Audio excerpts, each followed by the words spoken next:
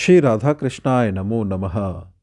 सर्वप्रथम मैं भगवान श्री राधा कृष्ण के श्री चरण कमलों की वंदना करता हूँ। आप सभी भक्त श्रोताजनों को भी सादर नमस्कार करता हूँ। ग्रंथ श्री भक्तमाल में वर्णित भगवान श्री हरि के श्रेष्ठ भक्तों में आज हम संजय जी के भक्ति जीवन चरित्र कथा का श्रवण करने वाले हैं, जो इस ग्रंथ में इस प्रकार से वर्णित है। श्रीमद् भगवद गीता में संजय प्रधान व्यक्ति हैं। संजय के मुख से ही श्रीमद् भगवद गीता धृतराष्ट्र ने सुनी थी। संजय विद्वान ग्वालगन नामक सूत के पुत्र थे। ये बड़े शांत, शिष्ट ज्ञान, विज्ञान संपन्न, सदाचारी, निर्भय, सत्यवादी, जितेंद्रिय, धर्मात्मा, स्पष्टभाषी और श्री कृष्ण के परम भक्त तथा उनको तत्व से जानने वाले थे। अर्जुन के साथ संजय की लड़कपन से मित्रता थी। इसी से अर्जुन के उस अंतपुर में जहां अभिमन्यु और नकुल सहदेव का भी प्रवेश निषिद्ध था, संजय को प्रवेश करने का अधिकार था। जिस समय संजय कौरवों की ओर से पांडवों के यहाँ गए थे, उस समय अर्जुन और भगवान श्री कृष्ण अंतपुर में ही थे। वहीं देवी द्रौपदी और महाभागा सत्यभामा जी भी थी। संजय ने वापस जाकर वहां का वर्णन सुनाते हुए धृतराष्ट्र से कहा था, मैंने अर्जुन के अंतपुर में जाकर देखा कि भगवान श्री कृष्ण अपने दोनों चरण अर्जुन की गोद में रखे हुए हैं तथा अर्जुन के चरण द्रौपदी और सत्यभामा की गोद में है। अर्जुन ने बैठने के लिए एक सोने का पादपीठ मेरी ओर सरका दी। मैं उसे हाथ से स्पर्श करके जमीन पर बैठ गया। मैं दोनों महापुरुषों को इस प्रकार अत्यंत प्रेम से एक आसन पर बैठे देखकर मैं समझ गया कि ये दोनों जिनकी आज्ञा में रहते हैं, उन धर्मराज युधिष्ठिर के मन का संकल्प ही पूरा होगा। महाभारत युद्ध आरंभ होने से पूर्व त्रिकालदर्शी भगवान व्यास ने धृतराष्ट्र के पास जाकर युद्ध का अवश्यंभावी होना बतलाते हुए ये कहा कि यदि तुम युद्ध देखना चाहो तो मैं तुम्हें दिव्य दृष्टि देता हूँ। धृतराष्ट्र ने अपने कुल का नाश देखने की अनिच्छा प्रकट की, पर श्री वेदव्यास जी जानते थे कि इससे युद्ध की बातें जाने सुने बिना रहा नहीं जाएगा। अतएव वे संजय को दिव्य दृष्टि देकर कहने लगे कि युद्ध की सब घटनाएं संजय को मालूम होती रहेगी। वह दिव्य दृष्टि से सर्वज्ञ हो जाएगा और प्रत्यक्ष परोक्ष दिन रात में जहाँ जो कोई घटना होगी, यहाँ तक कि मन में चिंतन में भी हुई सारी बातें संजय जान सकेगा। तदनुसार संजय ने पहले दोनों ओर की सेनाओं का वर्णन करके फिर गीता सुनाना आरंभ किया। गीता भीष्म पर्व के 25वें 42वें अध्याय तक है। इसके बाद जब कौरवों के प्रथम सेनापति भीष्म पितामह 10 दिनों तक घमासान युद्ध करके 1 लाख महारथियों को अपार सेना सहित वध करने के उपरांत अर्जुन के द्वारा आहत होकर शरशैया पर पड़ गए, तब संजय ने आकर यह समाचार धृतराष्ट्र को सुनाया। तब भीष्म के लिए शोक करते हुए धृतराष्ट्र ने संजय से युद्ध का सारा हाल पूछा। महर्षि व्यास, संजय, विदुर और भीष्म आदि कुछ ही ऐसे महानुभाव थे जो भगवान श्री कृष्ण के यथार्थ स्वरूप को पहचानते थे।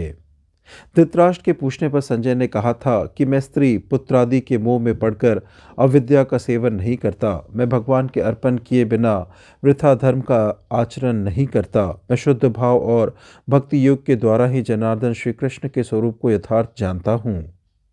भगवान का स्वरूप और पराक्रम बतलाते हुए संजय ने कहा, उदार हृदय श्री वासुदेव के चक्र का मध्य भाग 5 हाथ विस्तार वाला है, परंतु भगवान के इच्छा अनुकूल वह चाहे जितना बड़ा हो सकता है। वह तेज पुंज से प्रकाशित चक्र सबके सरासर बल की था लेने के लिए बना है। वह कौरवों का संहारक है और पांडवों का प्रियतम है। महाबलवान श्री कृष्ण ने लीला से ही भयानक राक्षस नरकासुर, शंखासुर, अभिमानी कंस और शिशुपाल का वध कर दिया था। परम ऐश्वर्यवान सुंदर श्रेष्ठ श्री कृष्ण मन के संकल्प से ही पृथ्वी, अंतरिक्ष और स्वर्ग को अपने वश में कर सकते हैं। एक ओर सारा जगत हो और दूसरी ओर अकेले श्री कृष्ण हो तो सारूप में वही उस सबसे अधिक ठहरेंगे। वे अपनी इच्छा मात्र से ही जगत को भस्म कर सकते हैं, परंतु उनको भस्म करने में सारा विश्व भी समर्थ नहीं है। कहते हैं, जहाँ सत्य, धर्म, ईश्वर विरोधी कार्य में लज्जा और हृदय की सरलता होती है, वहीं श्री कृष्ण रहते हैं। वही निसंदेह विजय है। सर्वभूतात्मा पुरुषोत्तम श्री कृष्ण लीला से पृथ्वी, अंतरिक्ष और स्वर्ग का संचालन किया करते हैं। वे श्री कृष्ण सब लोगों को मोहित करते हुए से पांडवों का बहाना करके तुम्हारे अधर्मी मूर्ख पुत्रों को भस्म करना चाहते हैं। भगवान श्री कृष्ण अपने प्रभाव से काल चक्र, जगत चक्र और युग चक्र को सदा घुमाया करते हैं। मैं सत्य वचन कहता हूँ कि भगवान श्री कृष्ण ही काल, मृत्यु और स्थावर जंगल रूप में जगत के एकमात्र अधीश्वर हैं। जैसे किसान अपने ही बोए हुए खेत को पक जाने पर काट लेता है, उसी प्रकार महायोगेश्वर श्री कृष्ण समस्त जगत के पालनकर्ता होने पर भी स्वयं उसके संहार के लिए कर्म करते हैं। वे अपने महामाया के प्रभाव से सबको मोहित किए रहते हैं, परंतु जो उनकी शरण ग्रहण कर लेते हैं वे माया से कभी मोह को प्राप्त नहीं होते। इसके उपरांत धृतराष्ट्र ने भगवान श्री कृष्ण के नाम और उनके अर्थ पूछे। तब परम भागवत संजय ने कहा, भगवान श्री कृष्ण के नाम गुण अपार है। मैं जो कुछ सुना समझा हूँ वही संक्षेप से कहता हूँ। श्री कृष्ण माया से आवरण करते हैं और सारा जगत उनमें निवास करता है तथा वे प्रकाशमान है, इससे उनको वासुदेव कहते हैं। अथवा सब देवता उनमें निवास करते हैं, इसलिए उनका नाम वासुदेव है। सर्वव्यापक होने के कारण उनका नाम विष्णु है। माँ यानी आत्मा की उपाधि रूप बुद्धि वृत्ति को मौन, ध्यान या योग से दूर कर देते हैं, इससे श्री कृष्ण का नाम माधव है। मधु अर्थात पृथ्वी आदि तत्वों के संहार करता होने के कारण ये सब तत्व इनमें लय को प्राप्त होते हैं, इससे भगवान को मधुहा कहते हैं। मधु नामक दैत्य का वध करने वाले होने के कारण श्री कृष्ण का नाम मधुसूदन है। कृषि शब्द सत्तावाचक है और न सुखवाचक है। इन दोनों धातुओं के अर्थरूप सत्ता और आनंद के संबंध से भगवान का नाम कृष्ण हो गया। अक्षय और अविनाशी परम स्थान का हृदय कमल का नाम है पुंडरीक।